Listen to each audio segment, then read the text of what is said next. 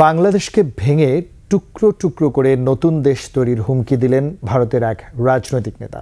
ক্ষমতাসীন বিজেপির জোটসঙ্গী ত্রিপুরা মোথারের শীর্ষ নেতা প্রদ্যোৎ কিশোর এই হুমকি দেন। বাংলাদেশের সংখ্যালঘু এবং উপজাতিদের উপর নির্যাতনের প্রতিবাদে বৃহস্পতিবার ত্রিপুরায় সমাবেশে বাংলাদেশ নিয়ে চরম ঔদ্ধত্য দেখান তিনি। ত্রিপুরাকে ছাড়া বাংলাদেশ এবং মুক্তিবাহিনীর কোনো অস্তিত্ব থাকত না বলেও মন্তব্য করেন কিশোর। আশরাফ শুভ রিপোর্ট। इंडिया के पास इतना पावर है कि बांग्लादेश को तोड़कर एक अलग देश बनाए। একটি স্বাধীন সার্বভৌম দেশ নিয়ে এভাবেই চরম উদ্ধত দেখালেন ভারতের একটি রাজনৈতিক দলের নেতা। त्रिपुरा का हिंदू हो या बंगाली हिंदू हो। ভারতের ক্ষমতাসীন বিজেপির জোটসঙ্গী ত্রিপুরা মোথার শীর্ষ নেতা প্রদ্যোৎ কিশোর বলেন, ত্রিপুরা সাহায্য না করলে বাংলাদেশ তৈরি হতো না এবং মুক্তিবাহিনী বলেও কিছু থাকতো না।